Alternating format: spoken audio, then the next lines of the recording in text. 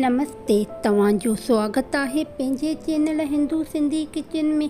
अॼु असां ठाहींदासीं लोलो, जंहिंखे असां सिंधी कोकी चवंदा आहियूं। तव्हां सभिनी खे हिंदू सिंधी किचन जी तरफ़ां हैप्पी थधिड़ी। हलो त तयारु कयूं।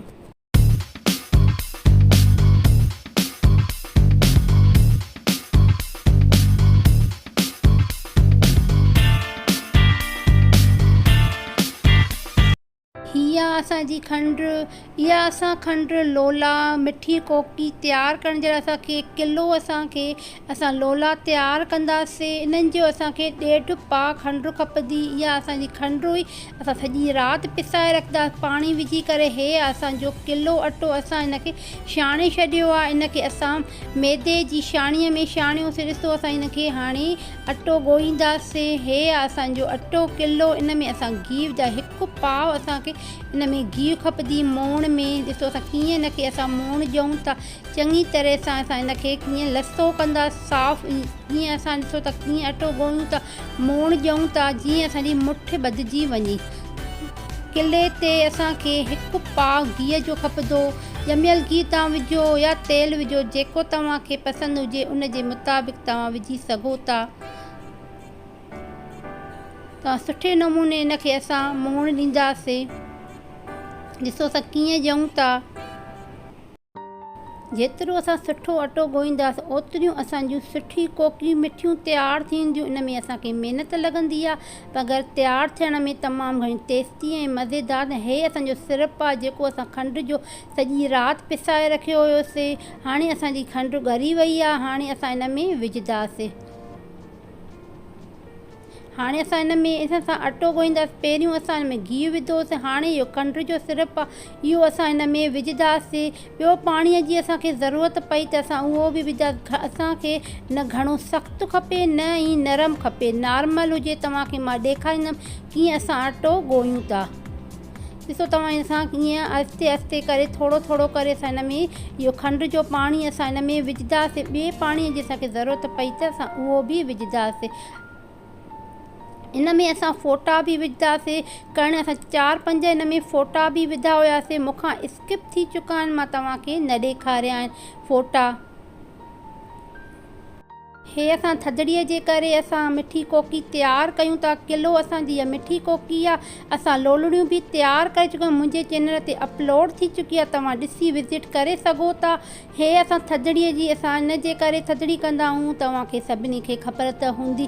शीतला माता जे करे असां इहा कंदा आहियूं, जीअं उहा शीतला माता असांखे अची करे आशीर्वाद ॾेई वञे ऐं घर में असांजे में अन्न धन जो वाधारो थिए। इहा असांजी थधिड़ी आहे, इन जे करे असां थधिड़ी कंदा आहियूं। ॾिसो असांजो अटो कलजी वियो आहे। हिनखे चङी तरह सां असां हिनखे अञा कलींदासीं। हिन जूं असां चाणियूं ठाहींदासीं। हिनखे नंढा नंढा पीस कंदासीं। हिनखे असां हिकु हिकु असां हिन जो रोट पचाईंदासीं। ॾिसो असां कीअं तयारु कयूं था। हिनखे असां सुठे नमूने हिनखे असां वेलींदासीं। हे कट लॻाईंदासीं जीअं असांजो इन में अंदरि सोक थी वञे असांजो रोट। ॾिसो असां कीअं सॼा वेले छॾिया आहिनि। ऐं मां तव्हांखे हिकु ॿियो बि ॾेखारियां थी कीअं असां ॿिया बि तयारु कयूं था। हे आहिस्ते आहिस्ते असां हिननि खे कट लॻाईंदासीं। असांजा सभु वेलजी विया आहिनि। हाणे असां हिननि खे पचाईंदासीं। हे असांजे पुराणे ज़माने जो तओ, इन ते असां पचाईंदासीं। हे बि तओ आहे, तव्हांखे ज़रूरी न आहे त इहो तओ हुजे असां इन ते हिनखे असां पहिरियों गरम कयोसीं। मेन असांखे पचाइण जो तरीक़ो मां तव्हांखे ॾेखारियां थी कीअं पचाईंदा। तयो तव्हांखे केको बि हुजे उन ते तव्हां पचाए सघो था। हिन में असां पहिरियों असां इहो गरम कयोसीं। इन ते असां आहिस्ते आहिस्ते करे इन ते पचाईंदासीं। ॾिसो हिनखे हल्के हल्के हथ सां हिनखे तव्हां फेरींदा अचो। ऐं असां थालीअ ते उथलायोसीं। खुरपीअ ते बि तव्हां उथलाए सघो था त उन ते बि तव्हां उथलायो, न त असांजो भञी पवंदो असांजो रोट। इहा असां थधिड़ी सुभाणे ते खाईंदा। अॼु असां पचाईंदा, अॼु असांजो पचंदो आहे, यानी कि असां अॼु पचाए करे सभु असां रखंदासीं। जेको जेको असांखे अॼु खाइणो हूंदो सुभाणे जो असां उहो अॼु तयारु करे छॾींदा। इहो असां रखी करे सुभाणे जो इनखे असां बासी खाधो बि चई सघूं था। इहो असांजो थधिड़ीअ ते हूंदो आहे। असां इहे थधिड़ीअ ते असां हिकिड़ो ॾींहुं अवल पचाए करे रखंदासीं माता जे लाइ, पोइ असां उहो थधो करे खाईंदासीं। जीअं असांजी माता असांखे आशीर्वाद ॾे। ॾिसो असांजो कीअं पची वियो, तव्हां ॾिठो मां कीअं पचायो। असांजो केॾो सुठो असांजो रोट पची वियो। मिठी कोकी तव्हां छा चवंदा हो, रोट चवंदा हो, लोलो चवंदा हो या मिठी कोकी, जेको तव्हां चवंदा हो मूंखे कमेंट बॉक्स में ॿुधायो त तव्हां छा चवंदा हो।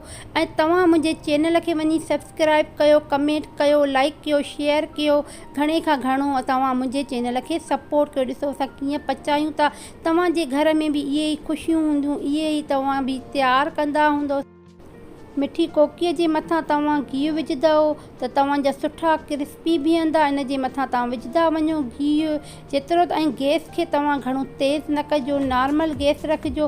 हे न असांजा पिस्ता, इन्हनि खे असां कुटे पाउडर कयो आहे। खंड खे बि असां जूसर में पियो आहे। हे असांजा सॼा पची चुका आहिनि। ॾिसो असांजा पची विया आहिनि, तमामु घणा सुठा तयारु थिया आहिनि। हिननि जे मथां असां पिस्ता, खंड, पहिरियों असां हिन में खंड विझंदा। ॾिसो असां मथां खंड विझी करे हाणे असां इन जे मथां पिस्ता विझंदासीं। ॾिसो असां इहे पिस्ता जेके असां कुटे रखिया हुयासीं, पाउडर कयो हुयोसीं, उहे असां विझंदा। सभिनी असां रोटनि खे ईअं विझी करे असां तयारु कंदासीं। मां तव्हांखे सॼा तयारु करे ॾेखारींदसि।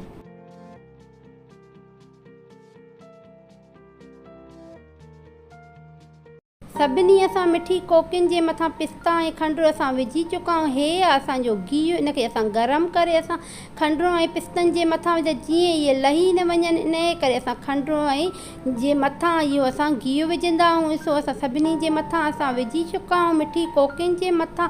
ॾिसो हाणे तव्हां ॿुधायो त तव्हांजा कीअं तयारु थिया आहिनि ऐं छा छा तयारु कयो आहे थधिड़ीअ ते। हे असांजो बिस्किट नमूने तयारु थियो आहे, ॾिठो क्रिस्पी तयारु थियो आहे। हाणे पंहिंजी भेण खे इजाज़त ॾींदो। हैप्पी थधिड़ी।